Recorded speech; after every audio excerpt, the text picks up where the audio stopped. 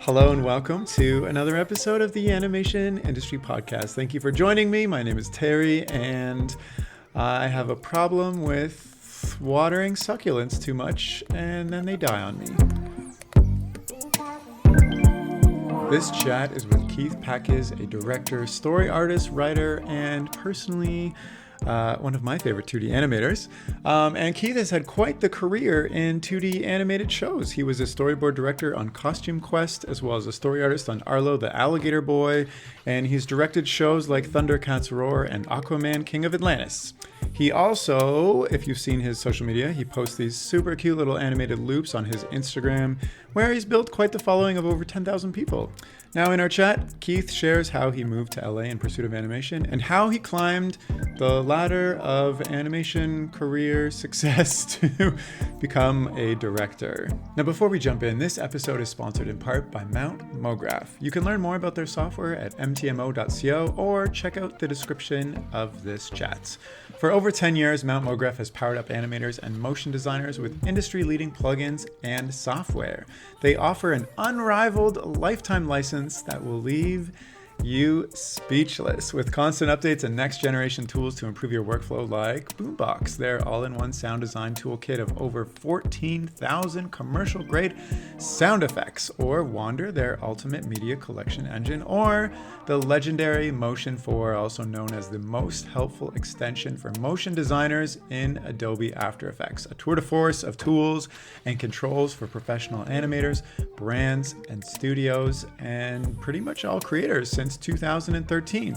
Now, you can use my special code AIP at checkout for 20% off your lifetime license, and all of this information is in the description of this chat, so please go check that out. And now, without further ado, let's jump in. Hi, Keith. How are you doing? I'm doing good. Yeah. Good. I'm excited to chat with you because I am a really big fan of your work, and I want to pick your brain apart. You post a lot of like really fun little loopy loops on social media, which immediately caught my attention.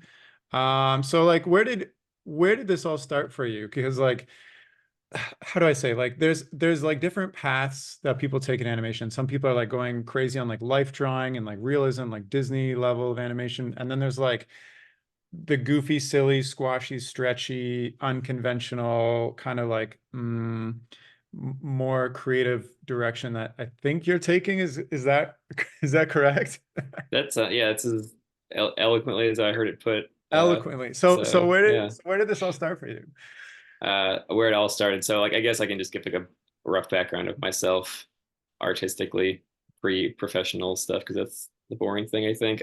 So like when I was growing up, I was like really into comic strips, specifically Calvin and Hobbes. I was like, as soon as I saw like my friend introduced me to Calvin and Hobbes through like this Scholastic Book Fair, if that rings a bell. Yes. And I like as soon as I saw like the line work, like the brush work, I was like, I need to know how to do this like now. And I was like 9 or 10 maybe when I saw it, and I like spent my entire youth like trying so hard to be Bill Watterson, like just figuring out how he did brush work and how he like worked with form, and especially the way he like made everything in the background so interesting, but like used minimalist compositions to like make stuff pop, which is like a long form way of saying like he made cartoons good. So like that was like I was like in a thesis program for myself only, and only to myself, for Bill Watterson. 10-year-old Keith in a thesis program of Bill Watterson. Amazing. Like combing through the books and like laser focusing and like memorizing them, and like some of like the joke and writing structure kind of I think seeped in there, but like it was really more about like the visuals for me for a long time. So like my way into all of this was like comics, and I watched a lot of cartoons growing up, like weaned on 90s Nicktoons for the most part. I was really into humor, like jokes are really important to me and like what makes cartoons interesting, but nothing like super like, I feel like I was like the least interesting like kid as far as like I never introduced people to things and they were like, wow, I never thought about that. I was always like the person being introduced to things and being like, wow, that's crazy. So like I was a huge fan of like Rocko's Modern Life growing up. I still stand behind a lot of the like the humor style of that show, although a lot of it is very dated and like there's some stuff you're like, no, I can't get behind that. But when it's really hitting right, like what stands out to me is like the Wacky Deli episode, which is like if you worked in animation or like have any, I don't know, any cognizance of it, like it is like the most perfect explanation of what it is like to work as an animator. And I think it's incredible how much it's held up like 30 years later. I watched it like every year as like a religious experience. Oh, wow. Okay. But yeah, so Nicktoons, Calvin and Hobbes comics, and then kind of fast forwarding, like I was just like I didn't have any like I cartoons seemed like magic to me growing up, so I was like I gotta just read comics and like try to get into comics, and like I want to draw stuff in like a cartoon form, and comics made the most sense. Indie comics made more sense to me than like superhero stuff ever did really. So I got like going into like high school and college, I was just kind of focused on like making my own comics. Did that for a while. I got really into doing. I was always very traditional about it, like pen and ink, brush and ink only specifically. And it was also like I grew up in like the late '90s, early aughts when I was like able to do things and speak, my mind in a way. So like I didn't really have the computer technology that kids have now. It was just more like a product of necessity. But I think it's like it was helpful just to have traditional like beaten into my brain before I kind of like wandered into digital. But yeah, I went through college as a fine arts major at Bowling Green State University, which is in Ohio. Nobody's ever heard of it really unless they are from Bowling Green State University or specifically Cleveland, Ohio, maybe. It's a tiny, pretty like not well known state school, not known for anything, but really it's like pretty affordable and like decent art program. Did that. Painting illustration was my major, and I spent 3.5 years there, just like miserably not drawing cartoons for the most part, just like learning how to paint apples and real life stuff. And then the last semester I was there, I was like, I hate this. I'm just gonna draw comics for a semester, and I did, and then that felt good, and I kept doing that afterwards. After school, didn't get a job in art because how would I have gotten a job in art? And was just kind of drawing comics on the side while I was working a data entry job essentially for like 6 years. And I remember specifically staying up till like 3 or 4 in the morning for like 4 years straight, just like coming home from work and drawing comics for all that time. And then kind of uh, like randomly somebody reached out to me from Vice, somebody named Kevin Lee, who might ring a bell to people out in LA. But he seems to know like every single person out here. He was like a talent scout for Nickelodeon. When he reached out to me in like 2013-ish, he was like, "Hey, I saw your comics on." I had submitted a couple comics for Vice.com back when they did that. I don't still to this day I don't know why they wanted my comics. It's so like it was such a weird marriage of styles. Didn't make any sense, but whatever. Kevin Lee saw them and I was like, "Hey, you ever think about storyboarding before?" And I was like, "No, what is that?" And he was like, "Oh, it's like." He just like, yeah, it's like you can work for animation essentially as a comics person because essentially it's the same brain space, just you're kind of getting paid to do something slightly different than comics for animation. And I hadn't really ever thought I had never tried animating in my life before that. I really liked it. I just didn't. It seemed like such a magical, unattainable thing that I never considered it. And that was the first like impetus to like, oh, maybe I can consider animation as a career. So fast forward to like 2016, I had lost my really crappy job in Ohio that I hated, so wasn't feeling bad about that, but also was like, hey, what do I do now that I don't have a job? And then I had done one test for Nickelodeon storyboarding without any experience. They were like, hey, do you want to test for Loud House? And I was like, sure, why not? This is weird. Why not do this? Did it, didn't hear back from them, which is definitely a no.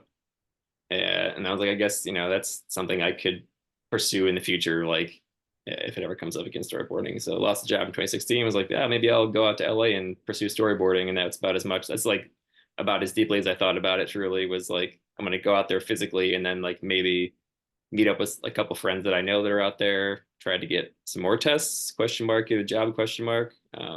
So did that, drove out to LA. I had a friend out here who I actually went to the same college with, which is strange, who was actually working as a professional storyboard artist in Los Angeles. So that made it seem more real to me. She kind of passed my name up to some people, just, the talent departments had asked for like, hey, you have any friends who are looking for boarding work? This is also kind of back when like there was a pretty large bubble of boarding opportunities. Like there's like kind of in the nascent ages of streaming where people were just ordering a lot of stuff, especially a lot of cartoons. So there was a lot of jobs available. I don't know if I'm talking way I too mean, much in a I single haven't. stream here. I was You just can cut gonna it let you keep anytime. talking because you're just answering all the questions that come up. I guess I do have some questions. So it sounds like you have a very one-track mind in art and animation from a very young age, where you're just like, I want to steep myself in this and just pursue it kind of on Yeah. the side, no matter what's going on. Because even when you have a data entry job and you're staying up to like 4 a.m. to do comics, that's like not that's not normal. Yeah, no, it's not. Absolutely That's not. not normal. But I No. guess like so you went and studied like professional art in school. Do you think that that experience helped you hone your like comic skills at least, even if you hated it? Because Yeah, yeah, I know there are I people get out that. there that are just kind of like drawing as a hobby. I used to draw and do comics as a hobby, and then it wasn't until I went to animation school I was like, oh wow, I don't know anything. Yeah, I I thought I knew think everything, and I don't know anything. I had like so I kind of brushed past it in that ramble, but like yeah, what you're saying, like where I got to college and like I remember my first drawing class, the teacher was like teaching us how to hold a pencil. I don't know if you had that experience where it's like you shouldn't hold it right at the tip of the pencil as hard as you can. You have to kind of like learn how to like draw with gesture and like kind of let yourself like relax a little bit, but also kind of like draw more broadly, not try to draw every line perfect, etc. I remember that like blowing my mind and also like giving me an anxiety attack because I was like, he wants us to hold a pencil a different way and like think Yeah. about drawing in a totally different way. And I would like the weird thing about me is like I'm not the most confident person, but like having this thing with the one track mind, I was like, here's the one thing I know I'm good at. Uh, and when that got kind of blown up for like a moment, I was like, oh no, this is I'm not everything good that I at believe that anything yeah, anymore. I'm bad at everything.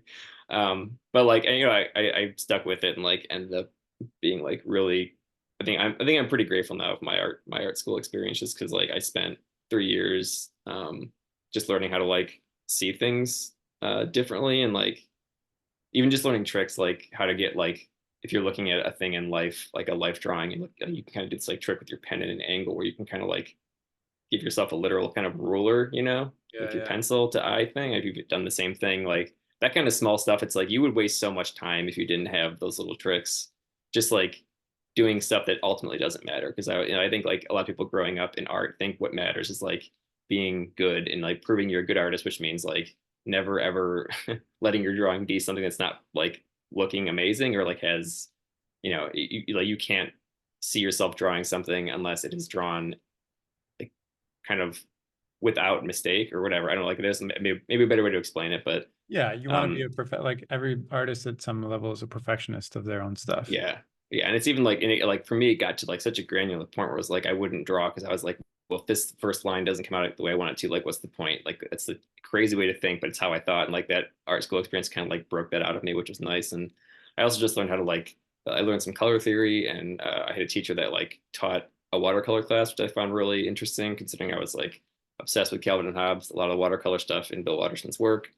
I wanted to learn how to do that. And like she just kind of like taught me like, hey, here's like you should have a palette. It's not just like about finding the exact color and putting the exact color in the page. It's like you have to build up the painting like you build any other painting, like a base wash, and then like get your palette going. You kind of start, you know, broadly and then build up to more details. Like, oh, like just learning the formula of making a piece of art is helpful. And then like when you have all that, you can kind of develop your own system, what works best for you, and you can draw what doesn't work for you. So yeah, to Sounds answer, like your education was a little bit more worth it than than you might have given credit to at the time. yeah, yeah, I think like in the last like 3 years, like this is a pretty maybe just getting older too. Like I was so mad at my student loans for so long, and then I'm like, well, Yeah. I do use the education that I got, so Fair, fair. you know, it So was so you're valuable. working a data entry job, which you hate, and Hmm. you're making comics on the side, and randomly this talent uh agent guy, Lee, reaches Hmm. out to you and is like, do you want to work at Nickelodeon for storyboards? Have you thought about that? That sounds crazy to me.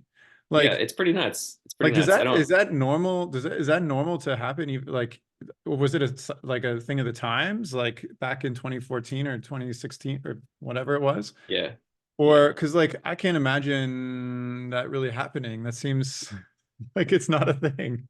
yeah. I think that's a good point to bring up because like every 5 years, it seems like there's a new way people start getting into the industry.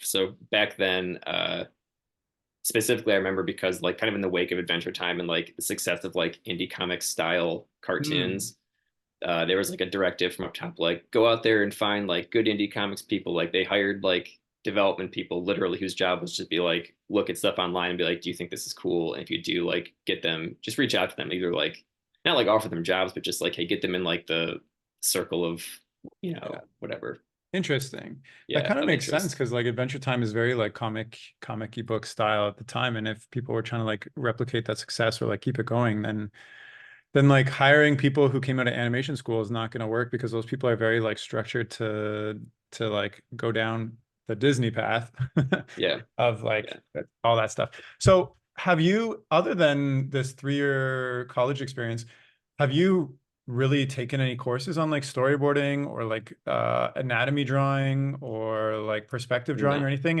And here you not a have one. like, you've been storyboarding and directing like TV shows and you don't have all that like under your belt. So how have you, I guess, proven your skill level to for the executives, whoever's hiring you, to say like, yeah, we trust Keith. Like, I know that nobody like Yeah. looks at your education. They're like, oh, let's see if he actually did that anatomy course. But it's more or less like, proven through your portfolio, et cetera. So how did you become somebody that people could trust to hand off like a directing role to when you haven't had these typical experiences a lot of other people have?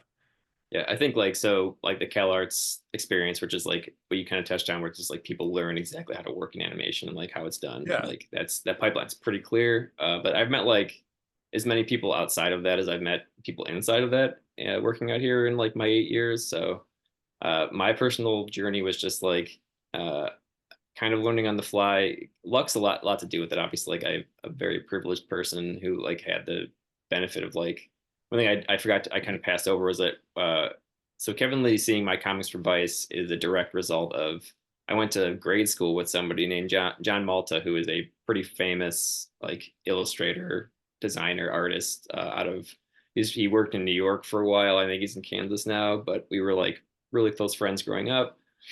He was like, "Hey, I know the editor of the comics section of Advice. If you ever want to submit stuff, do it." And I was like, "All right, I'll do that." And it was like $100 a comics. It wasn't like a living, but it was like the first thing I'd ever done that like would potentially get my comics in front of anybody that wasn't just like people who happened to find it on Tumblr, which is not going to get you professional jobs most of the time.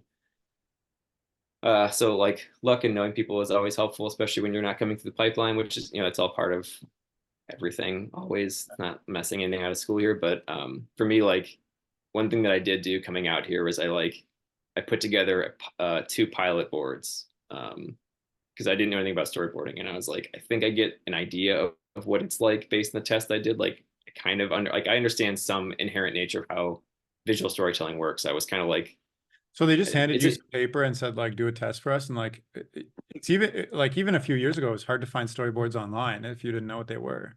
Yeah. So there was like there's like the Simpsons one, which is like the Simpsons Bible, which is pretty famous. You can find that King of the Hill, that kind of stuff. But like what I would say to people like who are looking to break in, like that stuff is not helpful because it changes so much and it's so specific to the show that if you're just trying to like if you put too much of what they tell you into what you were doing, you're gonna kind of pigeonhole yourself to a certain extent. Yeah. So I think like it's important to like kind of trust your gut and like watch cartoons and be like kind of just like absorb it and decide what you think is interesting. And it's more intuitive than it seems like at first. There's rules you got to learn, technical stuff, but like every job I've had, people are willing to like ride with like the oh you're new, you don't know what like an AB cycle is. Like that's so easy, you can teach that literally in seconds. It's more like if somebody doesn't know how to like compose a scene or like doesn't have the drawing skills required to do boarding, it's like you can't really work around that. Yeah. So it's like just truly working on like what your voice is and like getting your drawing skills up to par is like the most Sure. important What do you thing. mean by voice or like absorbing cartoons? Like, what, are you talking about like, absorbing how they lay out a scene and the characters interact, or are you talking about like developing your own kind of style of humor and storytelling? I think it's a mixture of both, like your voice and the way you tell stories. Like even on a show that's very like we want things a certain way, like you're still kind of deciding what the scene's going to be. Like as a board artist, you're still have to like out of nothing create something. Yeah. So voice is important, even if it's a in my experience, like you're at least giving 50-50 creative input. Like even if the script is pretty tied down, you still have to decide how what these words mean are going to correlate to a picture, right? Yeah. But even like Anyways. watching cartoons, like watching a Ghibli film, like I'm not sitting there taking notes, but like when something like tickles you and you're like, I love that, like, you know, that's important to kind of track, like to watch things a little more actively, I think is helpful. Yeah. Um, I think Sorry, like, yeah, what is an AB sequence sorry, an A/B cycle, just being or like AB it's like one cycle? of the simplest things you'll learn, which is like, if a character is gonna move their hand from like they're gonna give a wave, to somebody leaving, right? A Yeah. poses this, B poses that, and you just mark it A/B. So Oh, okay. animators know that these are the key poses. Essentially, like, it's one of the simplest things that you Gotcha. learn in I'm not a storyboarding. storyboard artist. Yeah, yeah. So it sounds like nonsense gobbledygook if you're just saying it out loud like I am, but my Sorry. essential point is that like technical stuff is so easy to learn, Yeah. but the like what makes you interesting as an artist, what you find interesting is the thing that people will hire you for and will keep hiring you for. And like to kind of answer your initial part of the question, which is how did I break in without having like industry portfolio stuff, is like I was like, all right, this is kind of how I work as a person. Like I want to do this, and instead of like taking a bunch of classes and like learning the steps, I'm just going to try to do the whole thing at once and like kind of fall over myself and figure the kind of holistic part of it out. So I just did like two pilot boards for an idea, for a couple ideas. Pilot board One is of like them, a pilot episode boarded. yeah, original idea. So like you can do, whatever you can do. It's essentially like doing if you're like trying to get into script writing, you can do like a spec script for like Star Trek, for example. Yeah. Okay. Or in my case, because you're a maniac who doesn't like to do easy things, you create a whole world of your own characters and try to make your own pilot That's original, fine. whatever. So I did that with two ideas. And at the time, Nickelodeon was also taking like pitches from anybody. Same kind of reason I got into it. They were just like, open the doors to all creators. If you have any kind of like interesting perspective, we'll like, their shorts program was pretty wide open, and I submitted to that twice. It was mostly just like I wanted to have the experience of like pitching to people, which in a room, which is super helpful, but also just like putting myself through the process of making a storyboard, like learning how much work it takes, learning how to write and paste things out, especially when you're just like, making a PDF of images and you have to kind of like present it essentially to people. Yeah. It teaches you like How to the not be boring. yeah, how to not be boring in the incredible like whirlwind of 20 different skills it takes to be a storyboard artist, which is like you have to learn how to kind of act, you have to know how to edit and paste things even if you're not doing that. You have to know how to revise your own stuff. You have to know how to like make things from words to pictures. Like it's everything essentially that storytelling visually would require. Um, so yeah, that was my basic thing, was just like I wanted to make my own thing. So at least if it didn't get taken, which I knew it probably wouldn't, just realistically, I at least would have a portfolio piece, which I did. And like that helped me like when I would get tests, like most places would like find you through somebody submitting your name or whatever. And like that portfolio you have, which is like they want to see if you have the skills literally to do the job. So if you have storyboarding, like a couple storyboards, there for them to look at, they can go like, okay, this person's not just somebody who draws like fan art and Yeah. maybe can't do like 200 drawings per day, which is roughly the requirement for the jobs now. Um, yeah, that was it for me. Just like How going much going was being crazy. in LA a factor in getting hired eventually? Like, could you have still lived in Ohio and just kind of submitted online or something still? I think the time that I was trying to break into it, it would have been extremely rare, Right. especially like breaking into the industry would have been much harder not being there physically. I think it's always kind of that way, but now like work from home is so kind of like normalized that I Yeah, think yeah. that I've had experience like hiring people just like without, hiring them remotely like for their first gigs, and it's been Gotcha. fine. It's just a matter of the times, yeah. Okay, so you made another thesis project for yourself. So continuing from when you were 9 years old doing Calvin and Hobbes thesis, you're like, I'm gonna do storyboard thesis for myself, and then that impressed enough people. They're like, oh, this guy's serious. He knows what he's doing. He's got a unique voice. We'll hire him. And then, at least from my perspective, it looks like all the jobs that you've been working on are very similar in terms of like you're kind of like wacky, I guess wacky. I don't know. Like this style, like Thundercats. I guess Looney Tunes is like the only thing that's like more established, but still like a silly Yeah. thing. Um, like what is like, how do I say this? A lot of people will just kind of take their first job and it might be anything. It might be a preschool show, it might be an adult show. Like to see somebody, at least from when I look at your work, and it's all like consistently in the same line of like style, is that more rare? Because when I look at other people's, like, I don't know, IMDb or something, they've worked on like a ton of different things in different styles, and they're like, they're following the work versus like, are you following a specific style, or just has ended up this way that you've been hired on things that seem like a good match for what you do?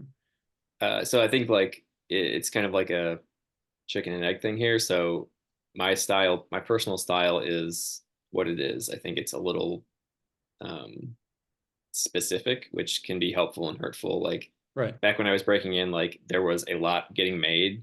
So I want to preface this by saying I was willing to take any job when I moved out here. I was testing for like a wide variety of stuff. I tested for a Rocky and Bullwinkle movie. I tested for like two things at Nick. One was Pinky Malinky. One was Loud House. I think I tested for like maybe a grand total of 6 or 7 things and got none of them. And I was like, this sucks. Hey, Like, and there was that's like a lot of yeah, there was a lot of like it was like WB, Nickelodeon, DreamWorks, and maybe Disney. Yeah, Disney was the other one. So like 4 big studio houses, and like I was like, I'm getting kind of towards the end of the barrel here. Like I've tested for a lot of different places, and they're all saying no. You start to have like Dark Night of the Soul, where you're like, you get any oh god. feedback when they say no, or they're just like, sorry, not hiring, or they're like, Uh, but here's some things you could improve on, or blah blah blah. I'd say half were crickets, nothing. Just you just assume after a month they said no. Some of them were like, hey, thanks for taking the test, form letter, but like we're gonna move on with somebody else. One job, the Rocky and Bullwinkle one, I got an interview for, Hmm. and I came in and they were like, hey, this board's interesting, and I was like, thanks, and they were like, so yeah, how do you feel about like pitching to a room of people, because it was been a storyboard position, they knew I had like no experience. And I was a ding dong, and I was like, don't love it. Not a big fan of talking in front of people. They're like, And well, like, can't hire I him. I just saw the guy's face like go from like, you don't say that. Like we all feel it. You just don't say it out loud. Like you just say like yes and then deal with it. So I was kind of like a naive idiot for a while.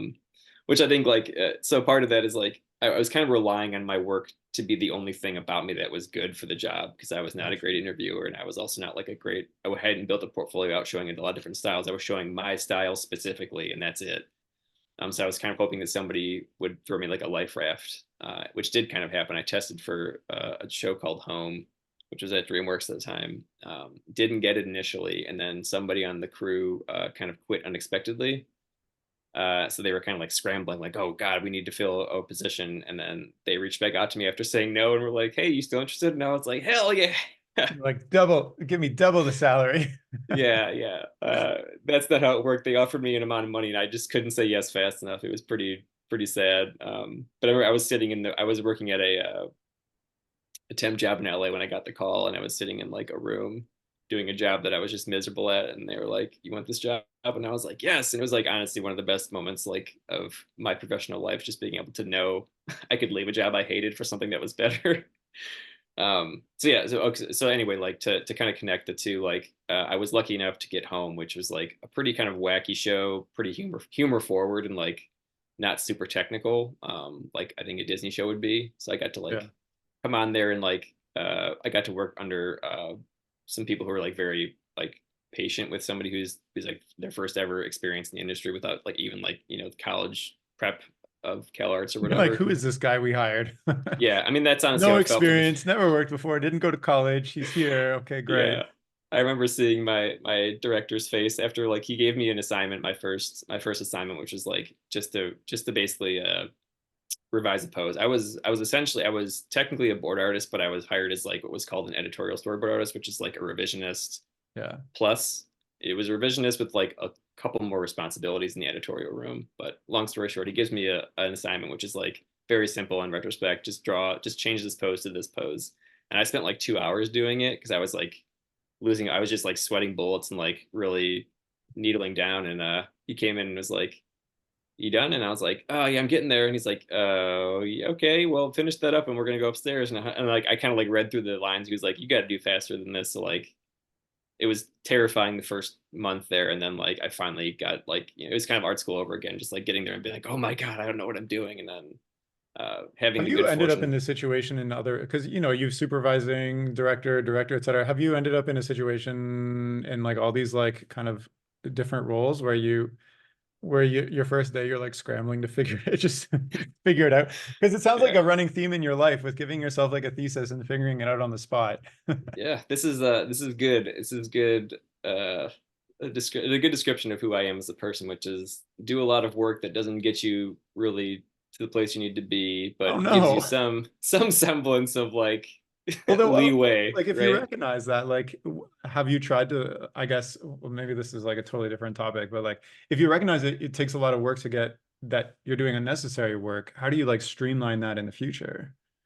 So I think the answer is like so with the direction jobs and stuff. Like after this initial job, like I kind of like pretty quickly realized like the amount of work it takes to get to what I need, like to do my job essentially.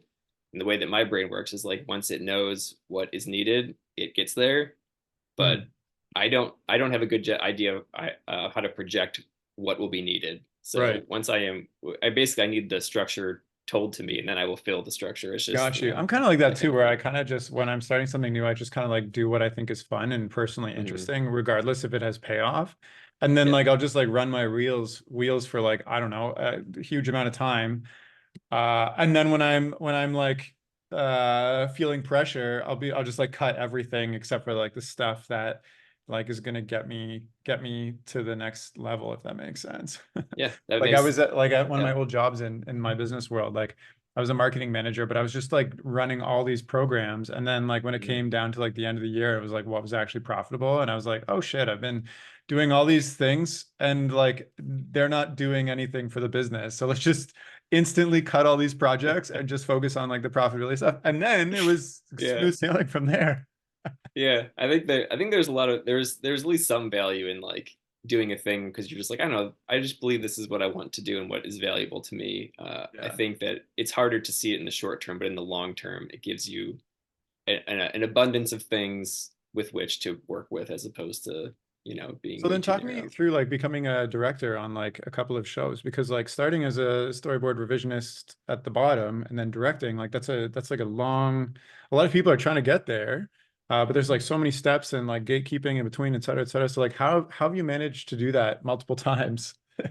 Yeah, I mean, I can't really stress how being like looking literally like the people that run the shows probably helped a lot. It's the white privilege thing. Like that's part of it. Like I'm a straight white man, so I look like all the people running the shows. It's an unfortunate reality of the situation. And I think like especially when I was younger with less experience, it's kind of like, oh, they're just like seeing themselves in me. But that said, I was fortunate enough to have some like real like kindred spirits creatively. That the first time I really ever had that was with ThunderCats with Victor Courtwright. I felt like as soon as I saw the stuff that he was making, like he showed us an animatic, like he boarded the whole first episode himself. The guy's a maniac, so good. And I was just like, wow, this is like what I want cartoons to be essentially. Like I just felt like it's like that, you have like a few moments in your life where you're like, wow, that's like this is just like what I believe cartoons, like how I want to see myself in cartoons. So I think like with Thundercats, like because I jived so hard with the way Victor was making cartoons, it was kind of like trying to like absorb as much of that as I could and also like put my own spin on it. I think that Victor and I have very similar like cartoon comedic sensibilities that we differ in a lot of different ways. So it's like I had the luck of working with somebody who was show running who had the ability to like to raise me up if that opportunity arose. So I was boarding on Thundercats initially, and then a director position opened up, and Victor tapped me to do it, and I hadn't done it before. I think in animation, one thing to keep in mind for people trying to break in is that there is never any one way to do things or to get to a position because every single production is so different and like reliant on how the showrunner or production people design it. So for Thundercats, it was very like get that cartoon into editorial as fast as possible. We're going to get through boards quick, and then we're going to pop it into editorial, and the directors are going to be responsible for cutting and timing 11 minutes really fast. And the point of that was basically just to make sure that the humor stayed in the cartoon. Because if you do a thing in a board for too long, in my experience, executives have a very hard time reading a storyboard, and some of them just are not good at it or just bad at their jobs. So you'll lose jokes and like things that are interesting because they're like, I didn't really understand this part, and then like you spend like you end up ripping out things that are funny to put in things Yeah. that are just like spoon feeding them logic. So anyway, like that job was just kind of like a crazy specific pipeline that like didn't require um, uh, like experience, because like nobody would have had the experience to do it anyway if they'd worked in the industry for like 20 years. So um, I was young enough to have the energy to stay up till 3 in the morning cutting things, you know, Wow. And like which nobody's I, at like looking back, would you do that? Or I don't know if you're still doing that. Would you oh, do that? absolutely not. Absolutely not. Absolutely not. But I So was if absolutely very, not, then how would you be in that situation where you're like learning an insane amount, directing? Like how would you, if you're already saying no, like how do you get in that situation that would make you to say no in the first place, I guess? Like, do you think things would have come together if you had put like a hard no on things like working late and whatnot?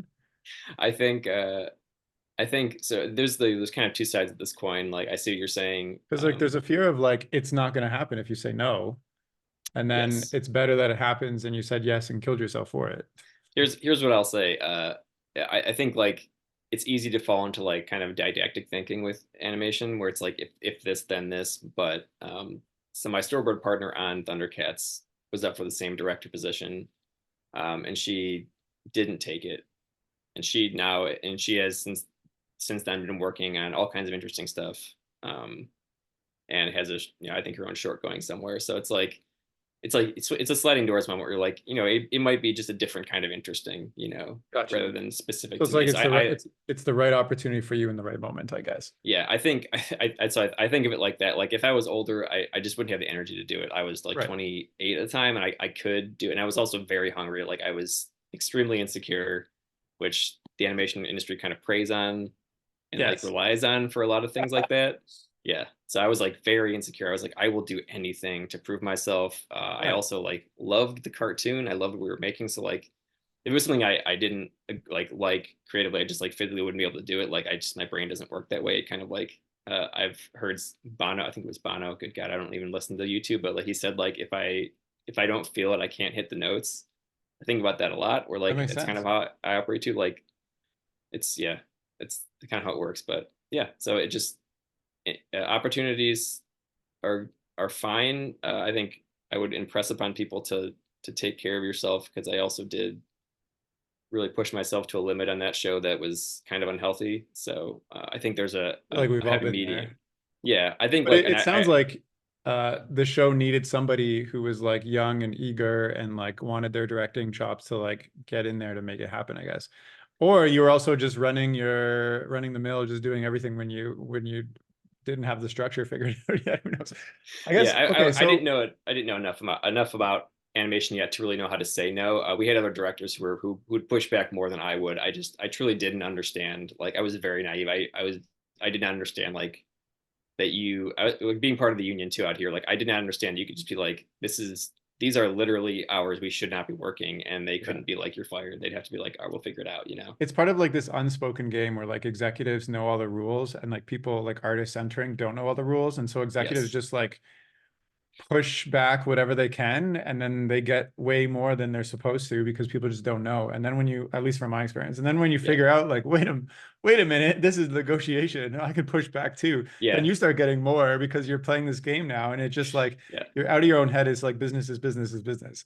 Yeah. It's very valuable. It's very valuable to learn how to say no. And I learned way too late how to say it. I've done more creatively fulfilling when I've been saying no and turning stuff down professionally and focusing more on like what interests me than I ever did by like pushing myself in a professional Interesting. setting. That's what I'll So you say. feel better about creative being creatively fulfilled in your career now when you say no to things that don't feel right rather than just Yes. saying yes to like whatever. Cool. Yeah. That's also like a really good position to be in.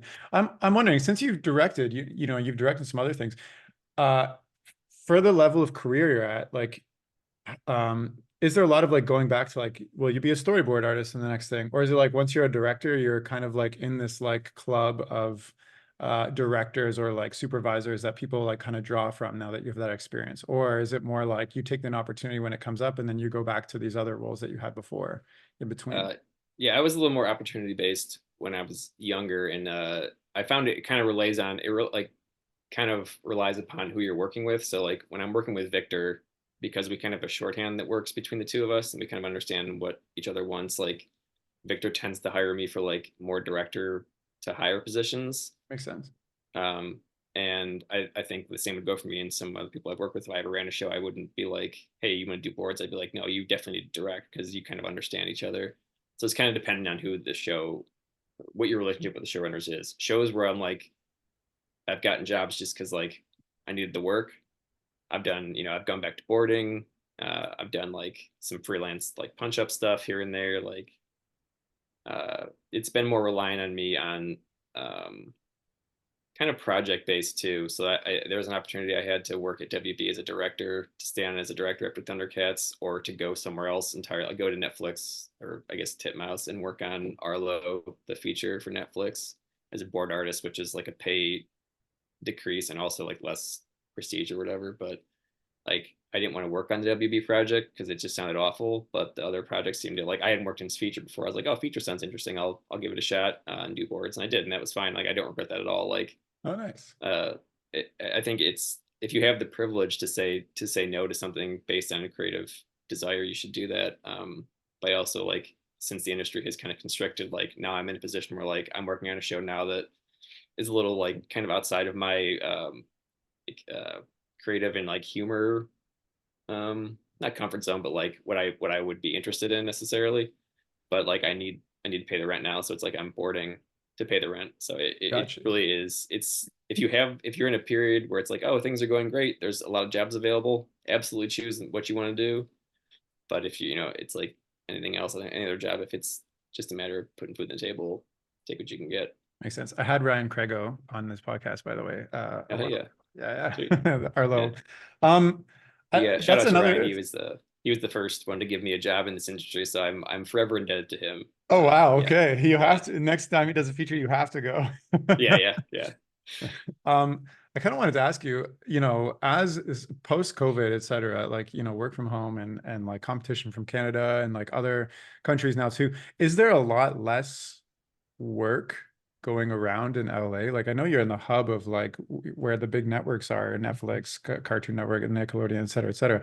But like more and more, like even like there are studios in Canada who are now like, because it's much more profitable to have your own IP and to make it all yourself. There's studios in Canada like slowly grasping more share of like the streaming services. They're who they're getting their IPs from. So is there less work in LA? Like, do you see yourself like sticking through LA consistently now that you said you have to pay the bills? Or is it like no worries, like it's still gonna be fine here? I don't know. Definitely less. To put it succinctly, like I think more than stuff moving to like other countries has been just like the general uh, streaming like consolidation that's been happening for the past 2 years has affected all entertainment, not just animation, but animation is like the bastard child of entertainment, the way that it's treated. So like if things are going poorly for movies, they're really going bad for animation. It's always kind of like Right. uh even though everybody watches animation and like it has such a huge cultural impact, the way that executives treat it is like they treat it like it's a juvenile profession, which allows them to do a lot of things they couldn't do to like industry that employs Tom Cruise, for example. Like it's just there's not like the same clout here to kind of Yeah. push back. So I think like the thing about LA that is nice is that the union here is entrenched, and like though it is trying to expand to national coverage for animation workers, it's just going to be a longer process. So as of like right now, it's better to be in LA, Gotcha. just for worker protections, and like it's kind of just like an inertia thing. It's been here for so long that like I think it'll be a longer process of it fanning out to other countries. That being said, like I know myself and other people are like openly like, yeah, like I'm not like attached to LA in the way that like if it became possible to like move somewhere else and like animate, even if it's just like working from home and just like moving somewhere more affordable and doing it remotely, like I think I'm totally open to do that. Like I don't see myself as like a lifetime LAer for that reason. It's extremely expensive, and as much as I like having the community of people close by, it's like at a certain point, like that that rent matters. It really starts to squeeze you out. So um, I haven't really seen like overseas taking jobs away from people here as much as I've seen the greed of corporations and their like absolute like reactivity to everything and being like followers being the bigger issue. Like I was on a show that was Last Thing I Was On was a feature that was in production for like 9 months. It's half and basically halfway done. And that was when Zaslav was just like, we're going to be writing stuff up for taxes all of a sudden.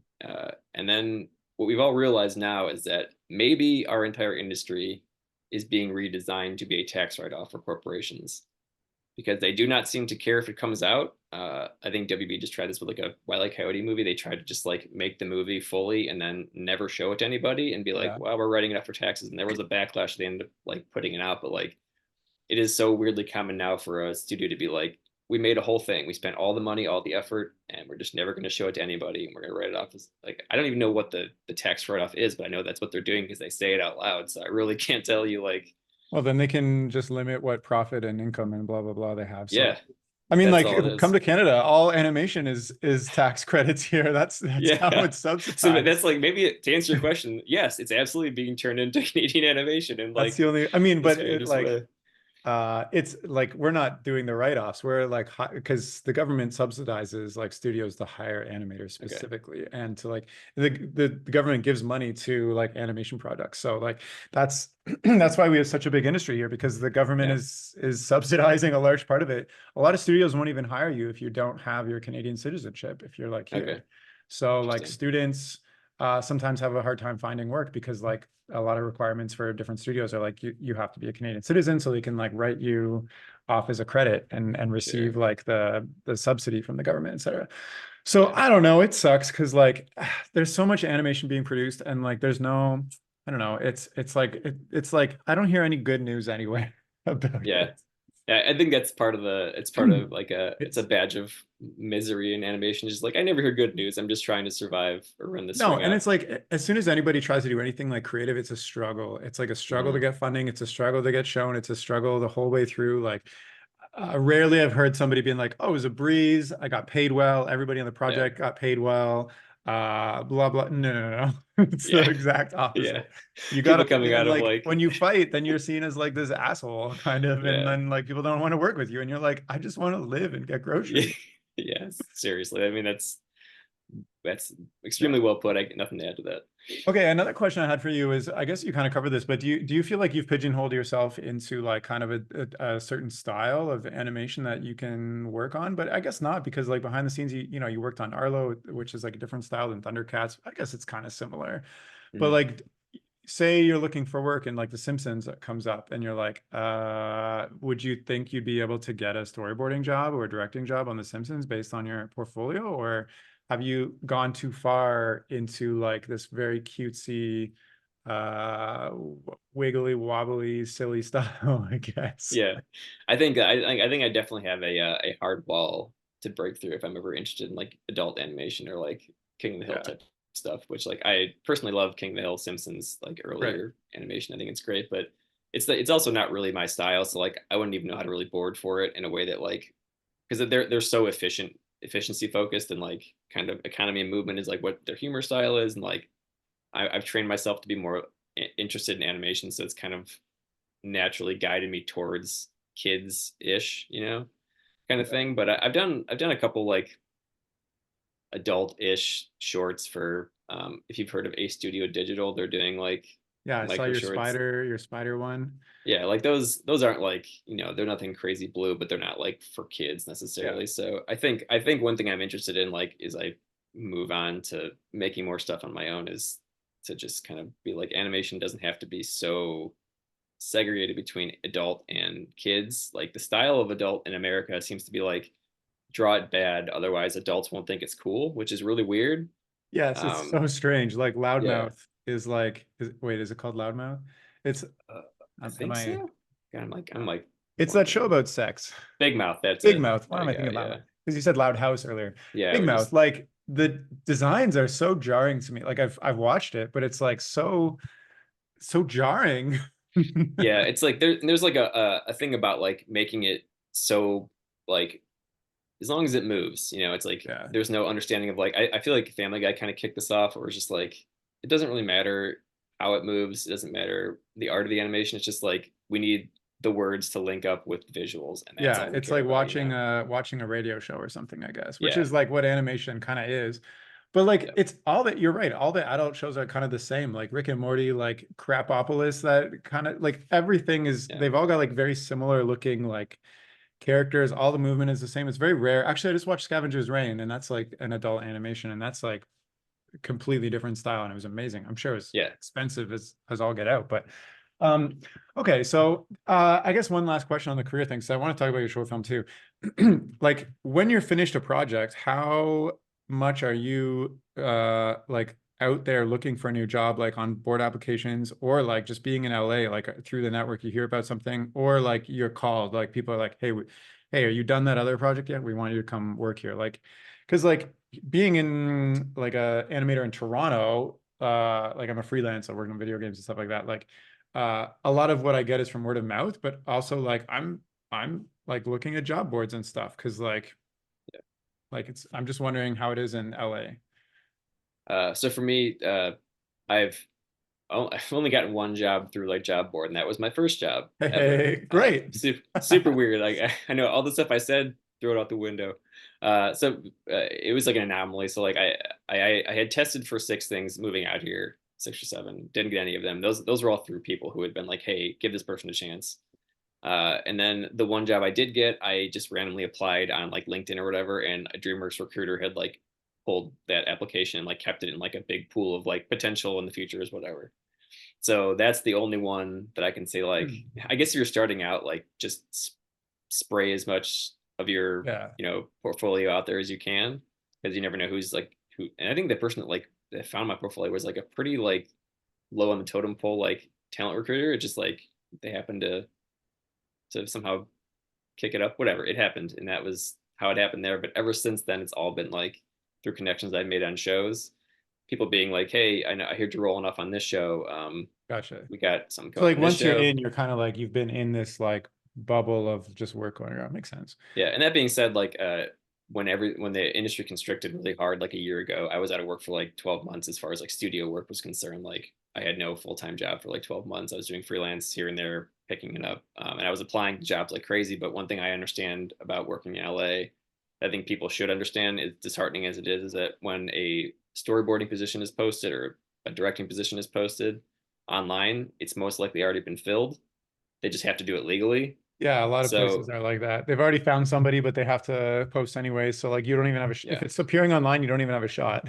Yeah, so I think that you're actually wasting your energy by I was spending like 3 hours writing different cover letters slash changing resumes around, but I think you're wasting your energy. I think what you should be doing if you're trying to break in is like either making your own short or like making your own art and posting it and like making it known that you're available for work through your social media, because that actually has like people like well I'll see a thing and I'll like bookmark an artist I like that I've seen, like hey, if I ever like need an artist, I'll see if they're still available, that kind of thing. Like Have you been I hired through think social media from stuff you've yeah, posted? yeah.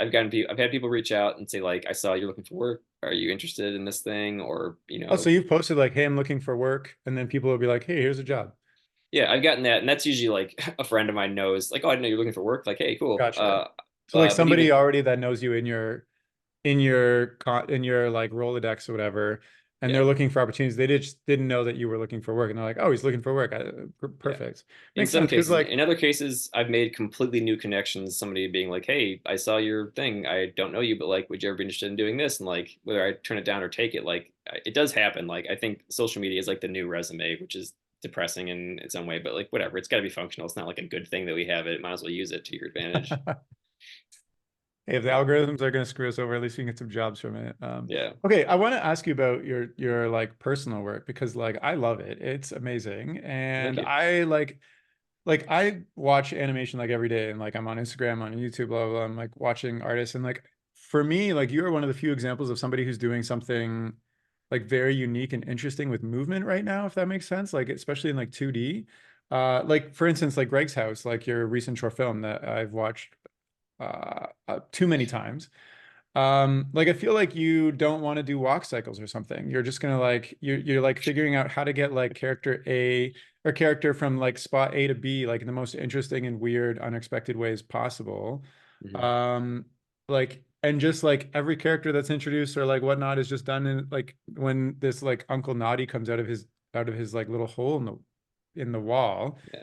he like has this whole like moment where you're just watching him stumble over himself instead of like, conventional animation would just like open door, walk out, maybe say something. But you're like, no, Yeah. no, I'm gonna have his arm twist and turn. Like, I don't, so just Yeah. can you like I just want to know what's like going through your mind with how you're exploring movement and animation that you don't, at least I don't see other people doing. Yeah. So I think about it like it's more just first of all, it's more just like what I can like what makes it interesting to me that I'll do the amount of work it takes to do it. So it's more just like, does this tickle me or not? Otherwise, like, why would I do it? I wouldn't do all this work for just like, a thing I do at my job, which is just like doing efficient things to get from point A to point B. So that's Right. the first part of it. The second part of it is like, I think in animation, what gets kind of lost is that the way you make a character move tells as much about the story in the world as like the words that are being spoken to. Um, I don't personally think that words matter all that much in animation. I think that they are kind of like a color, they're not really like what's keeping you there. They're also not what's driving the story. What's driving the story is how you move characters. That's your actual language of the piece. I That's think interesting that to me because like conventional animation and like how animation is taught is like the sound and words are like 50% of the story. And like especially with adult animation, like you don't even need to like sometimes I'll just put on like an adult animation show like Big Mouth and I'll just mhm, work and I won't even watch it. I won't even look at it. I'll just listen to yeah, the whole thing. Or yeah. like I think it BoJack depends Horseman, for on instance. Like I listened to that whole thing. I didn't even watch it. It was yeah. it all communicated perfectly. I think it's fine. I think it's totally fine. Like I for what they're doing, I just think like what I want to do with my stuff is I just want Yeah. it to be animation. I want like animation is what I care about. So I don't want it to be like a throwaway thing that it's animated. Like I think about like when I'm making something like could this be anything else? Like could this be a different medium like live action? Could this be whatever? Like and if the answer is yes, then why am I doing this in Yeah. animation?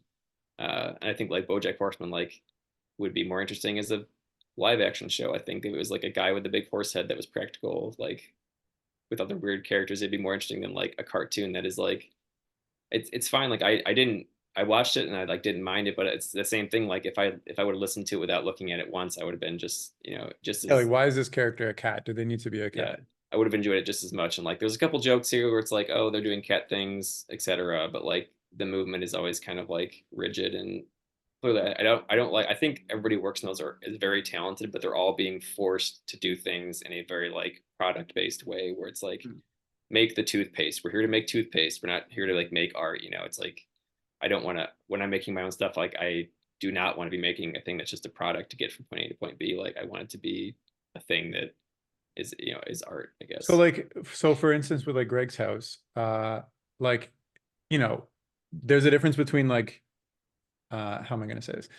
I don't know if you've seen The Brave Locomotive. It's a short that just came out on YouTube. Mm-mm. Anyways, it got like 7 million views within like the first couple of weeks. Like it's like this, it's like an ode to Disney. It's like beautifully animated, et cetera, et cetera. Mm-hmm. And then there's like Greg House, and like there's a different level of success, I guess, with these two Yeah. things because like, Greg's House doesn't have 7 million views. I wish it did. It's gonna get Yeah. 7 million views just from me. But like, and you also mentioned, when you're working, you're making toothpaste. But when you're creating your own art, like what is the like other than art for art's sake, like what is the success criteria or like the goal you're trying to go towards? Like, are you trying to like, I don't know, just have fun? Or like, because because like there's still professionalism of like something like Greg's House. Like you have like there's voice acting, there's sound design, there's all and it's of like a very high quality. It's not like, oh, he just went on like freesound.org and like picked out that Yeah. same sound that everybody does.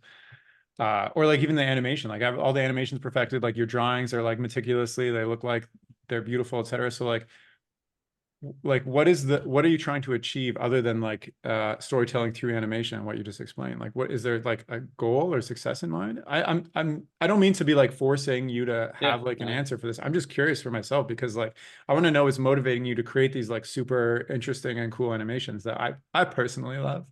Yeah. I first of all appreciate all the kind words. It's very nice of you to say. I also just as a side note, I want to make a T-shirt for Greg's house, and I want to say underneath like over 2,000 views because it's like it hasn't moved off that since like the day it premiered, which is very funny to me. I love to tell people like it's got over 2,000 views, which feels like an 80-year-old man very proud that he posted something that got enough views on it. But I don't view like it's nice when things get seen. But I've also noticed that like I have absolutely no brain for knowing what's going to pop. Popular. Like I made one That's short that crazy got like because you've directed multiple shows at this point. yeah. I mean like I guess people should know too is that nobody knows what the fuck they're doing. Nobody has any idea what they're doing. Like nobody knows what's going to be good. Especially the higher up people get, the less that they know what's going to like stick with culture. I think that's been true of entertainment since it's existed. I think like it's a lie when somebody tells you they know how to make something people will love.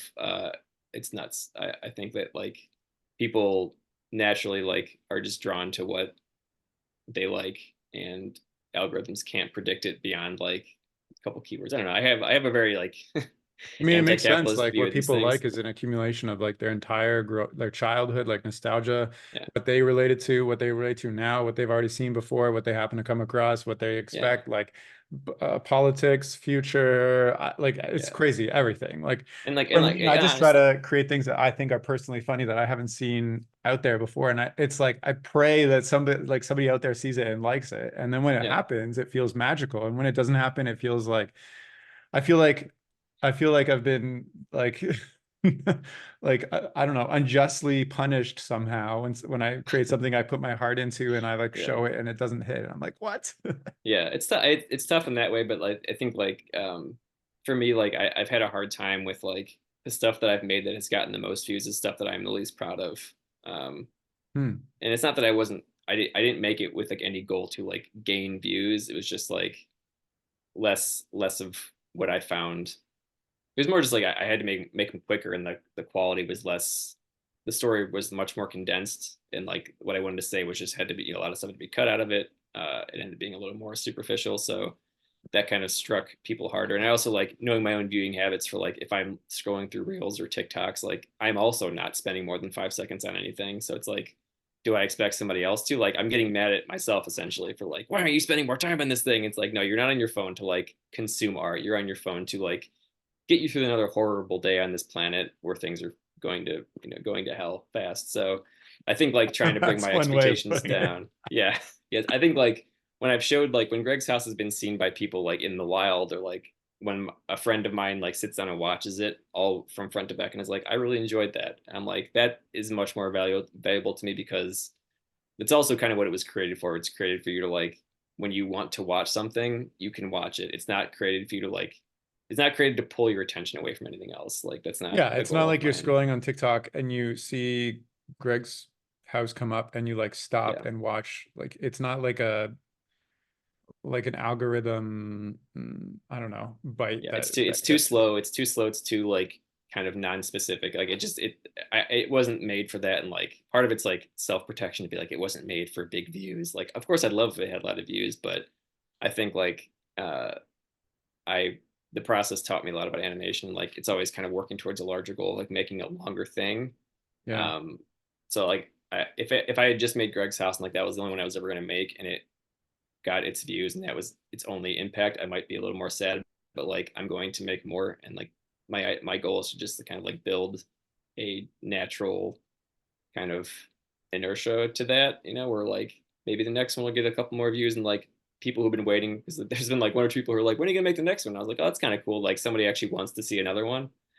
So like it's kind of like I'd rather have like that more like organic, small, like indie thing than having like a hit. I think it's Totally. Yeah. a thing that musicians run into too, where they're like, I hate my hits, but I love this the kind of like underground thing that like hit years later kind of thing. It's like, do you want to be have like a niche crowd that really like knows all the lyrics to your song, or do you want to like play to a stadium where like half of them are like tickets bought by bots, some of them are moms and dads bringing their kids, like they both have value, but like it's more what you want out of it. And like I definitely want the small, like I'm a big Replacements fan, if you know that band, and like their thing is like the greatest band that never happened. Like they were just like a really good pop rock band that just like sabotaged themselves their whole career, but like are very good and have like a crazy underground following now, but will never be famous. Or like, do you want to be, like the Rolling Stones? And like, I definitely lean more towards the Replacements than the Rolling Yeah. Stones.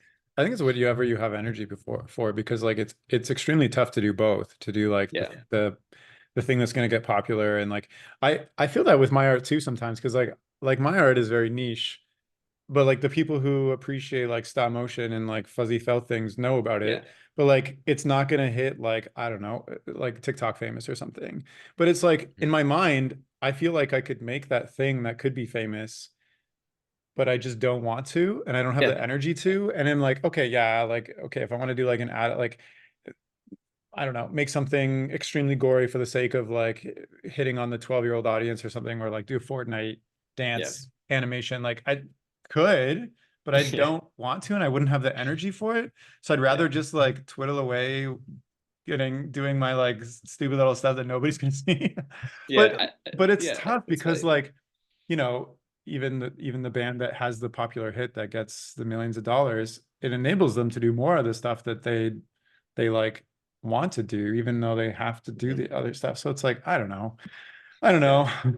It's like which beast do you want? The one that keeps you in constant financial insecurity, or the one where like you're secure but like maybe feeling like I didn't quite get do what I want to do because I have to like feed the beast of the audience. So I think Right. like what you kind of touched on, like your stuff is so good and like so fun, and like all I want to do is see that over. I want to see like a, a 10 episode long series of those, like that kind of stop motion. It's so beautifully done, and I think like what you're saying, like I can see like if you did like, for example, a Mario stop motion, like that thing would pop off for 10 million views overnight, no problem. But like I run into the same issue where it's like, yes, you could do like a Mario animation, like short animation for TikTok, just to get the views, and then you tell yourself like, okay, I'll do that to get the views and the followers, and then I'll start making my own stuff, and then they'll love it. But like it's like you're basically building yourself the first block of your prison cell if you do that, right? If you don't want to Yeah. do it, you're laying the foundation for like trapping yourself. And I think like I respect people who can make the stuff that's like more like fan forward, fan focused. Like that's what they have the energy to do. That's what they love to do. Like all for it. That's like there's an art to Yeah, I'm that and kind of stuff. It's envious just of those like people because they automatically enjoy this thing that is like critically successful. yeah, I yeah. guess. It's like Whereas yeah, like it's I like don't. So what am I going yeah, to do? But yeah, it's like if I do that, then do I just like run the risk of like I haven't done it because I have so many mental walls against going that path that I just don't want to. But like, why not? Like you only live once yeah. and like try it out. Maybe I'll like it. Maybe I can find joy in it. And also like, why not do one of those things for every 10 things that you like? Like, have you ever bought a CD? Sure We're the old, have. but have you ever bought a CD where you like love the title song and then you listen to the rest, Yeah, you're like, what is this? yeah, But the yes, band, they enjoyed the same thing. yeah. Yeah, and I get what you're saying. Like I think we've all had those thoughts, especially like creating indie stuff. Like, okay, what if I just like make it more like a business where I'm like I'm doing the thing that people will like to keep the lights on for the stuff that I want to make, which like is like kind of the most functional way to do it, I guess. But I do think that like what gives you the energy to make the thing that you make good is that Yeah. you give that the energy. You know what I mean? Like it's all theoretical in your mind. Like I could do this, but like I found with myself, like I can theorize that like as much as I want to, I just don't have it in me to do it.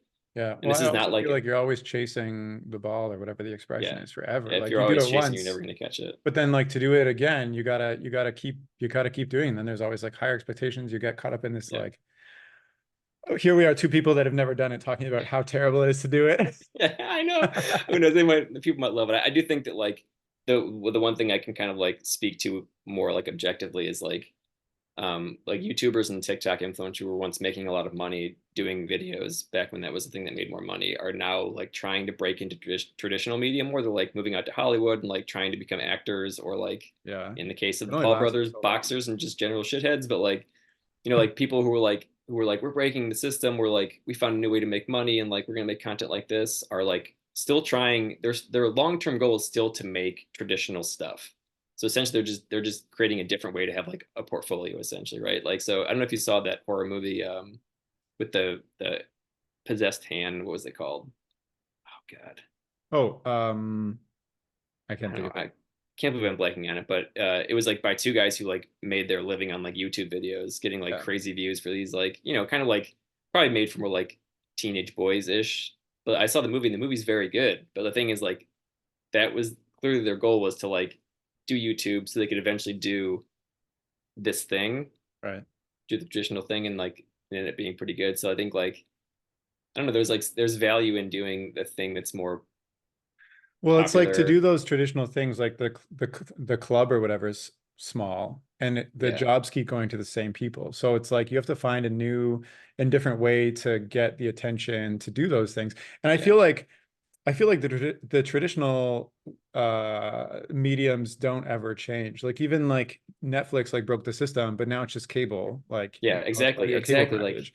It like lasts for a while, and like yeah, the you mentioned this beginning. The people like showing you stuff like what is that called? The first movers. They're the ones that like make the money, and then the like late movers or whatever, where you're like, oh, that's like you're finally introduced at the end. You you're shit out of luck, I guess. yeah, yeah. And I So think it's like like there's maybe, always like new ways of entering, but yeah, the overall media is kind of traditionally stay the same. yeah, Television and film is only what 100 years old, really. So who yeah, can say? But yeah, you're yeah, right. I don't know. It's tough because like, my story is like I had a Korean business and I like sacrificed all of that to like make cool stuff. And the mhm, moment I start doing that stuff again, I'm like, well, why did I sacrifice this if I'm just getting back into it? I just want to make cool stuff. But then yeah, cool stuff doesn't yeah, always keep the lights on. So yeah, exactly. it's hard to like I don't know. It's tough. It's tough. It's hard. I think like too, you kind of like, even despite as much as we think things change, like essentially like we're in the same system of capitalization, which is like Yeah, it's always it's yeah. the end goal is like we think we're doing something different, unaware that we're all kind of in the same meat grinder, right? So like I think like if you did spend time like I'm gonna do Zelda stop motion because that's going to get me a million viewers. Your end goal just changes immediately. So you kind of are what you eat. Then eventually, what you're going to get offered later is going to be like, hey, you want to make a Zelda movie out of this stop motion stuff, which like maybe by then would be cool to you, but you might also be like, that sounds awful to me. I cannot imagine like then it becoming my Doing a job to do whole this like movie of it, I'd be like, no, huge do thing. a whole Yeah, movie of my other cool stuff. And they'd be like, we don't want that. And be yeah. like, It's kind of like if like it's like a similar thing with people. Like if you're a certain way with people your whole life, and then like you're like actually I'm a different person. Like that's always been hard for me to do, and you try to like change who you are. Like it's an immediate disconnect. It's really weird. And like I think the same thing happens with audiences too. If you like kind of show them something that you don't want or aren't actually, and then you try to like be something different, like it really creates like this like yeah. real hard It's like when an actor or director separation. like creates their own thing suddenly without the studio, and you're like, what is this? Yeah, yeah, it's weird. And like I think that's like the hardest part about creativity is like realizing that like ultimately if you're not doing what it is that you want to do, like the only person that's truly hurting is you, like you Yeah. can't really I think get. that's a good, I've never really thought about it like, capitalism, bad, etc. But like I never really thought about it as like it's a system and it's not the system isn't changing. And so like you just have to Yeah, figure out where you want to be in that system and enjoy it. Like, because you could do the grind and do the thing that the system rewards, but then like you are just doing what somebody else would be doing anyways. Like there's somebody in my mind, there's always somebody who enjoys doing the thing the system wants more than me. And if I'm not yeah, enjoying it, I'm not going to get very far. So I yeah, should do the thing that I enjoy. Because like, how do I say this? So I've been like, so I like dropped out of animation school in third year to like work on a TV show, which was amazing. But then since then, I've just been pursuing like freelance. I've done like stop motion work for TV shows. I'm on mm, my second video game now. And I'm like constantly thinking about like, how can I create something that is like not the traditional path in animation? Because like I don't really see myself working in a studio now that I've had all this other experience. But like I don't want to grind on the freelance life forever because I talked to like on this podcast, I talked to a lot of freelancers and I'm like, that doesn't really sound like it's for me. So my mind is like yeah, constantly being like, what is there's got to be something that's new and different that people aren't pursuing that like fits me more. And it's like I don't know exactly what it is, but at the same time, it just like I can't reinvent the wheel, even though I want to find something yeah, that like I'm creatively in control and having fun my whole yeah, life, but that doesn't exist. yeah, yeah. I So think I don't that's know. Is there like a tough. level of acceptance that like you've come to do? Because like you do a lot of creative like on the side, like you do a lot of animation on the side to Yeah. a very high level, but you're also working professionally. So like for you, like what is that balance? I think the thing that I hadn't thought about really till right now is that like as much as I think of my life as changing since I left Cleveland, where I was working just an office job, not animation related, and doing stuff on the side. The only thing that's changed is my office job is now a job that requires me to also draw. So now I'm more tired at night to draw. You know what Oh I mean? no. Like it's a weird full circle thing where like you kind of realize that like you are part of the machine. Like because I think when I was younger, I was like, oh man, once I get into animation, like it was so vague. I was like, then I'm gonna like I don't know, have my own show, and then I'll have the clout to make only what I want to make. That's the But like dream that for is everybody that gets in animation. it is, but has it happened for one of us? It I happened, mean, but it like, happens like, but so for instance, like Adventure Time, like Pendleton Ward, like, mhm. well, even he quit the show. So like, That's what I'm saying. Like, he quit the show, and now I think he's also he might be reattached now to like the reboots they're kind of and like the spin-offs they're yeah, yeah, doing. I So saw he's he's kind of on like, Fiona and Cake. He's yeah, attached and to like that. I don't want to So speak for somebody he else did. and say, I remember like following his blog. Actually, I personally emailed him and he responded to me and encouraged me to like put together my pitch Bible and stuff, which is right, yeah, crazy. In 2017, I think. But anyways, I remember like following his blog, like Bueno the Bear was his like website or whatever. And he went from like working on Adventure Time to like just sitting in his, I don't know if I'm mixing up the story, but like sitting in his basement, just coming up with like silly little ideas for video games. Like I remember he had this like video game about like babies crawling around or something. yeah, And I was like, hey, this sounds amazing. He's just like drawing stuff that's not it never came to fruition. But like, yeah, what the heck? yeah, yeah. I think like that's kind of where like the luck and just like right place, right time stuff kind of pops in. Like, I think like if you're somebody who like right now has like always been like an indie game person who's like, I just want to make like my own weird game that I like the world makes sense in my head. Like I can do all the stuff myself and like I have like this vision for it. If you did it right now, I think like and you put it out, I think you could make like a good amount of money to the way that you can kind of like set your own like life path the way you want it Yeah. to be. Because that's kind of where that money lives and that's like where you could like it's where the gold rush kind of exists, you know? So I think like that's kind of what you have to like you're either lucky enough to be in that moment or you're kind of outside of it. And like I'm Yeah. aware that I'm outside of that. Like animation has never really been that, but like, kind of like previously, like it had its moments where like people we always hear like tales of animators in like the 90s and 80s. Like, yeah, they had Corvettes and they had like a couple houses. They were like making a lot of money. They were like kind of like rock stars. They would like do drugs and stuff. It was more like Hollywood. And I was like, what are you talking about? We're all like now everybody's like tired. They go home and like fall asleep. They're just trying to like, make it through the day. Like we feel like we're like going to work and just like at like an assembly line. It feels that kind of drudgery at this moment. So I think like that was like a moment where maybe you could have like kind of like done one thing and then that would have set you up for like at least Yeah. having like the financial Yeah. stability you needed. So But I there's think so like few people like to be one of those people, you'd have to like win the lottery of like, exactly it's born in a the right place, right time, right parents, right education, right connect. yep Like when you think it's a about all the lottery. great like nine old men or whatever, it's not like they were from around the world. They were all Yeah, like from yeah, very specific part of the States. yeah, yeah. So, You and realize how even much it's like you just like mentioned video yeah, games, there's money now. Yeah, there's money if you want to make your own indie video game. But like I'm in video games and I see the amount of what was it? There's like 2,000 games published on Steam every day or something. That's it's crazy. already starting. It's already starting to get Yeah, it's smaller, already which going is down and wild. down and Yeah, down. So like to stand out, you have to like do a crazy amount. And like studios are like coming up with games like all over the place. Like if you go to the App Store, like yeah, it's insane. yeah, So it's like I don't know what the next thing is going to be like VR or something, but like I don't know, it's tough. And yeah. yeah, it's tough. Yeah, I think I know that I keep coming back to the same thing, which is like, what is a timeless way to make a living doing this, or to at least like to make it work? And I think it's just like, don't be greedy, which is like number one. Like, I don't want a big house. I don't want anything more than I need to like survive on this planet. Um, that's all I care about, materialistically I mean, personally, speaking. I would like more. I would like an island. I would Yeah, love a that's great. yacht. Like, That's great. But I think like what you like for me, what I've decided I need in this world is kind of like helped me like take a breath and like determine what I'm willing to pursue. And with my modest desires on this yeah. world, it's like I can see myself like yeah, just kind of focusing on making Greg's house animation type stuff where I Got just you. like I mean that's yeah, like a level of acceptance that makes sense, and like it'll prove to like do well for you your whole life essentially. yeah, For me, like I'm still trying to figure out that acceptance because like, how do I say this?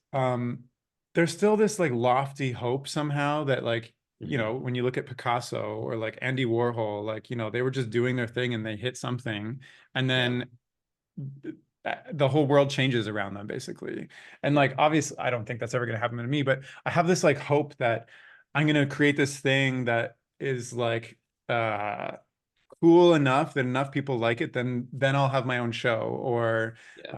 then I'll be like, I don't know, I'll have like people coming to me and saying like I want this thing. Like I don't know what that is, but I still have this like hope that I'm gonna like revitalize stop motion in a cool way, and be influential somehow, even though I'm not like I don't haven't even animated anything in stop motion public, well, that's publicly available. But like Mhm. Silly Duck Wizard was my last like project that I did, and that was 2019. So it's like five Yeah. years ago already. So I don't know. Yeah. There's like a lot of like hope that's like driving me personally that's not paying off at all. Yeah. That I makes understand sense. that hope, like the hope that springs eternal in you, that like even as I'm saying like I've kind of like tempered my expectations for my life, there is absolutely still part of me. It's like that 10% delusional you have to be an artist. That's like, Yeah. but one day, it's like that but one day thing. And like I think that is necessary to keep you going, because if it was gone, like it's not enough to just be like I accept. But even like, So you mentioned the office job. Like I had an office job before and like it was less stress, less hours, more money, more mhm. stability, et cetera, et cetera. And it's like I'm doing the same stuff now. It's just like my brain is trending in a different way, I guess. Like I'm drawing Yeah, every day versus like, doing business proposals and marketing plans and stuff like that. yeah, But it's like sometimes I think like I would love to do more of my own personal work. So why not just take the office job again and then put my money yeah, towards personal work? But also I remember that life where I was working 9 to 5 and I just didn't have like I dreamed about doing the other thing full time and making a bigger impact. So like at least for me now, I still think at least even though I'm not entering on my own stuff right now, I'm still enjoying it. I still love it. I'm still like putting my personality and heart into it.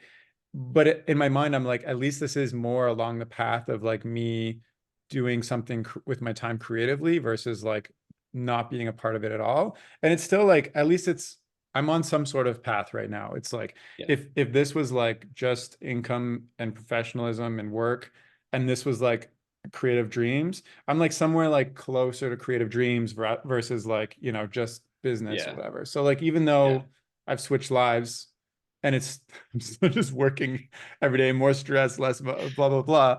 yeah, At least I'm closer to that thing that like I only have one life before I die or retire, whatever comes first. yeah. No, I vibe with that deeply. That like kind of fantasizing about your old life or just like a different life. Where you're like, oh, what if my job I just didn't think about? I didn't care. I guess I came Yeah. home and it was like my brain was like, that's it. I'm done with that until tomorrow. Like I still get that a lot, but I think like I what I've think been it's coming human back to nature. more. Grass is always greener. We always I like think it want a is. thing we don't have.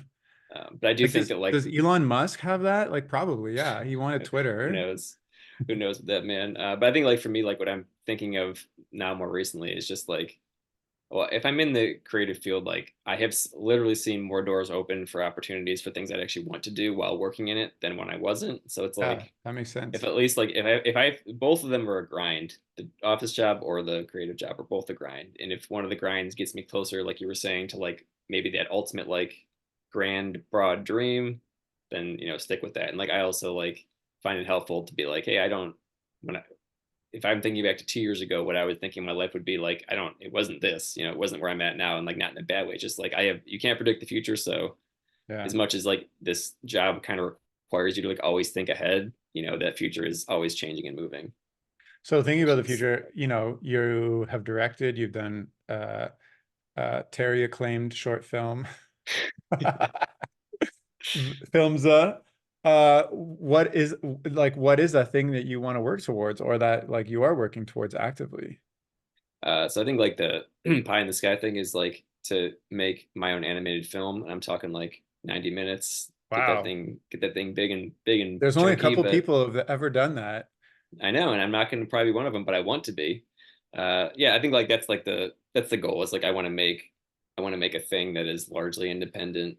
Um, that is, the goal is to make the animation like the star, as opposed to like I don't want to make like a Pixar movie for example, where it's like they have a formula and they like stick to it, and it's like it's very much like it's a house style, right? I like the kind of Japanese style of animation movie where it's just kind of like what a cool thing this is. Let's explore it for a while and Yeah. then we're done, that kind of Yeah, thing. I yeah. think I think like I'm pretty tired of like working in American animation. I'm pretty tired of seeing that everything is the same formula pretty much to a T with every, every story told. Yeah, I was just having this conversation recently, actually. Like, American animation is so formulaic, like, and it doesn't seem like anime has had much influence. I mean, some for sure influence, but like when you watch an anime versus like an American Yeah. cartoon, it's night and day, like totally different. And there's so much, there's a huge industry pumping out, like, anime explores so much cool art and Hmm. ideas that, and like American TV is like, what is a problem this character is going to solve in their life Yeah. right now? Yeah. Yeah. It really, it's And so like, everything has to logically make sense. Oh, this happened. Why? And yeah, let's deconstruct it. And what's the lesson learned? And anime will just be like, I don't know. Here's a punch silly this joke for guy. 10 Yeah. minutes. I mean, like One Punch Man exists and it's so effective. And there's just no way you make that in American animation because they'd be like, well, what is his relationship with his dad like every episode? Like, who cares? Like, that's not the Yeah. point.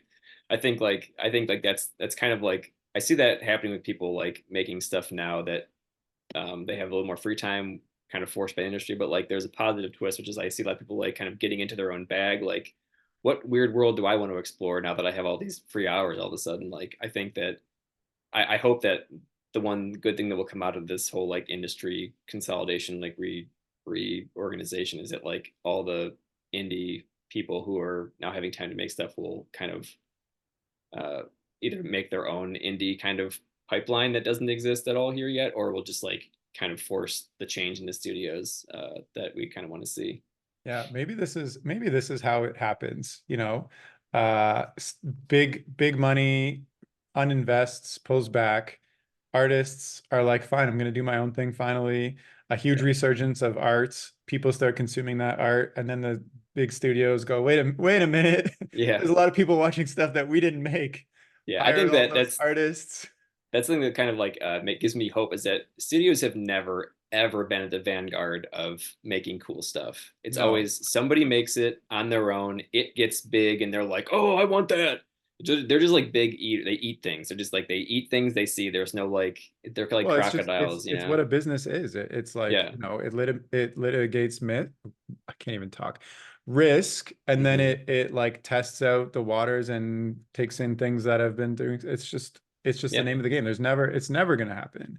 Yeah, it took me so long in this industry, like when I was younger, to like I was so like, oh my gosh, working for Nickelodeon would be so cool. Like they make cool stuff, and like now realizing like, oh, it's like that's just a house where money is. Like there's like the artists that make stuff are like largely toiling away outside the studio. Like even if people are developing pitches that they're going to pitch to a studio, they're doing it on their own time. Like Oh there's yeah. I studios don't develop their own ideas in house. It doesn't happen.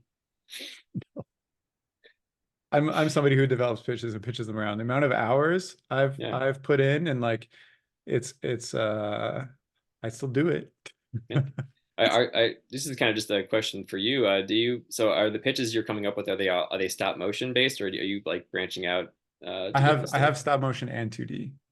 I have Yeah. uh pitches that I've completely finished.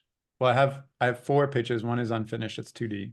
Mhm. But finished pitches, I have two stop motion and one 2D. That's Because great. I like my think, brain my brain thinks in both. And you mentioned something previously that resonates with me is, why is this in stop motion or why is this in animation? And like for me, like if it can be 2D animated, why am I doing it in stop motion? So like the things that I'm pitching in stop motion yeah, have to be in stop motion because it's just how the jokes and the storytelling hits better.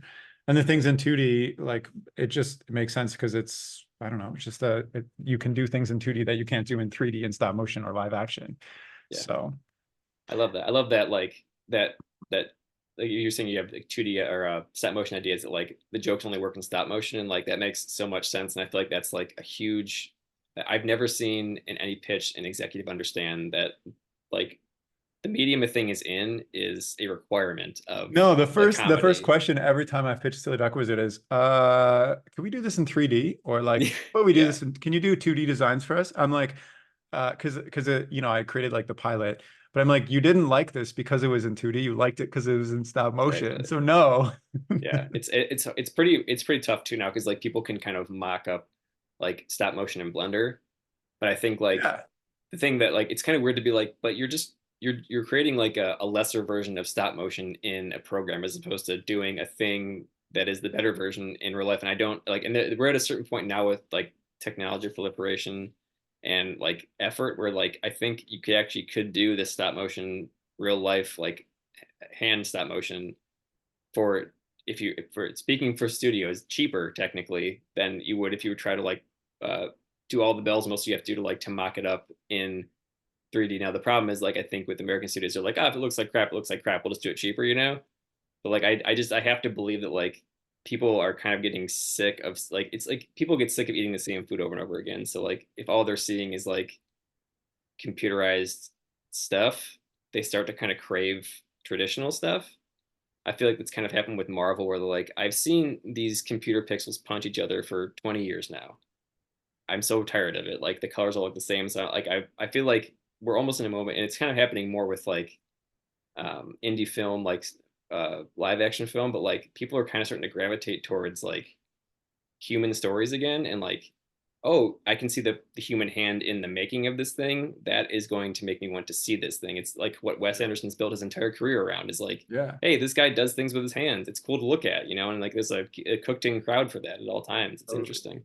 I think Everything Everywhere All at Once was kind of a testament to that too, with the Yeah. special effects. But yeah, I mean, like a good part about like Marvel and stuff, like kind of CG is like ruined stuff for me, like Marvel and Star Wars, and it's like so easy to just like watch an entire world built in like a 5 second clip, and I don't even care about it anymore. I'm just like, oh, Yeah. whatever, giant fantasy scene, like whatever. Whereas like Yeah. the old movies, I used to like relish on every detail, look it up later, like research the models that the studio had like built and then how they filmed it and like whatever, because it was so Yeah. much more effort. They had to like put more, I guess, like cinematography and like special moments to like the cool things they did, like the old Star Wars as an example. Yeah. But Versus even like today, now like it's those so still look easy to good. just like, oh, you're in a new world every 5 seconds. I don't even care Yeah. what it looks like anymore. And it kind of changes how they tell the stories too, because like one thing I like about limitations is like it makes it kind of limitations kind of build your style, Yeah, right? Like what you think you totally. can and Yeah. can't do. And And like without obviously limits, it's there's just all over the place.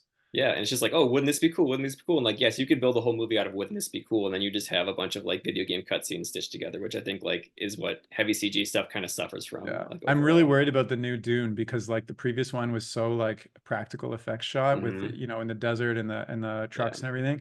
And the new one has a lot of CG in the trailer. So Yeah. I'm like, wait a Yeah. minute. They were like, I guarantee the exact note was like this one, but bigger. And what they mean by bigger is like more computers, involve more computers, and like that. That's pretty tough. Well, anyways, Keith, I feel like we've been chatting for quite a while here. Yeah, I think we've hit the limit at this point. Is there anything else that, you know, maybe we should wrap up, but is there anything else you wanted to chat on or we didn't hit on that, you know, you want to share now that we've chatted about everything under the sun? Ooh, I don't think so. I guess what I would want to leave people with is that don't get discouraged because there's always low moments and high moments. I think the one thing you can do is like make what's interesting to you. Because as a friend told me once, like even if nobody sees it, like you've done a thing, and that's cool. Which is like, you know, But like good. you see it. Like there's things that I'm Yeah. still proud of that like are really old and nobody gives a shit about. But like for me, they were like, you know, I'm proud of it and it still like brings some sort of emotion for me. Yeah, So and like, you developed a skill or learned a thing that you will forever have. So like it's not a zero sum game to make something that doesn't get seen. It's like, you know, the views are beside the point or whatever. yeah. Just make a thing because you want to. Yeah, I think whatever it is, like dig down and really find that passion and go for it. So all Yeah. right, Keith, thanks so much for coming on the chat. It's been an absolute pleasure, and I'm glad you agreed to do this because I Yeah. really love your That art. it was fun. It was a great conversation, and I also love your art, and I look forward to seeing more stop motion in the world. Oh, thank you. Me too. All right, if you're listening and you want to reach out to Keith or watch his stuff, you can do so by checking out his website which is Keith Pakiz. Did I say that right? Pakiz? That's right. That's right. KeithPakiz.com, or look him up on Instagram, K_Pakiz, or check out his YouTube, which is at Moon County ANM. And I'm going to include all those links in the description of this chat. And that's all for now. So thank you so much for listening. Okay, bye.